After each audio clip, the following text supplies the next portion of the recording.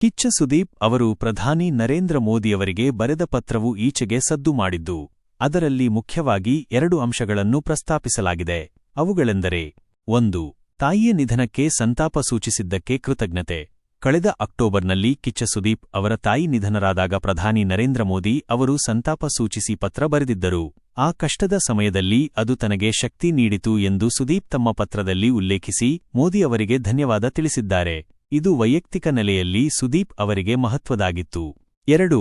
Operation ಸಿಂಧೂರದ ಯಶಸ್ಸು ಮತ್ತು ಸೇನೆಯ ಶ್ಲಾಘನೆ. ಭಾರತೀಯ ಸೇನೆಯ ಆಪರೇಷನ್ ಸಿಂಧೂರದ ಯಶಸ್ಸನ್ನು ಸುದೀಪ್ ತಮ್ಮ ಪತ್ರದಲ್ಲಿ ಕೊಂಡಾಡಿದ್ದಾರೆ. ಇದು ಕೇವಲ ಒಂದು ಪ್ರತಿಕ್ರಿಯೆಯಲ್ಲ, ಬದಲಿಗೆ ಜಗತ್ತಿಗೆ ನೀಡಿದ ದಿಟ್ಟ ಮತ್ತು ನಿರ್ಣಾಯಕ ಸಂದೇಶ ಎಂದು ಬಣ್ಣಿಸಿದ್ದಾರೆ.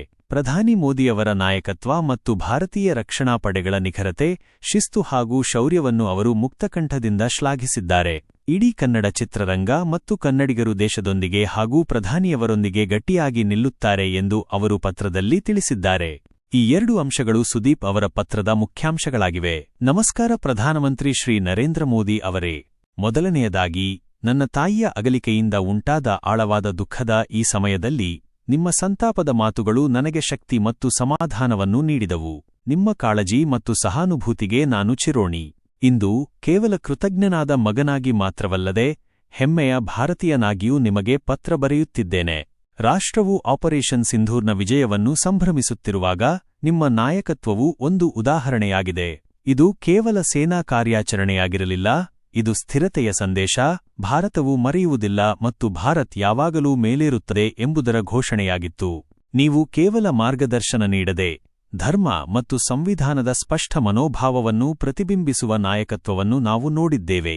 ಈ ದೃಢತೆ ಮತ್ತು ನಂಬಿಕೆಯಿಂದಲೇ ನಮ್ಮ ರಾಷ್ಟ್ರವು ಯಾವಾಗಲೂ ಬಲಿಷ್ಠವಾಗಿದೆ.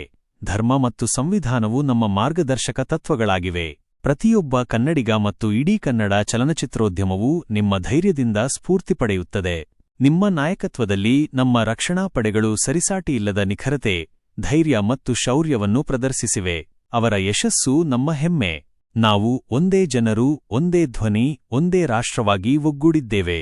ಜೈ ಹಿಂದ್, ಜೈ ಕರ್ನಾಟಕ, ಜೈ ಭಾರತ್.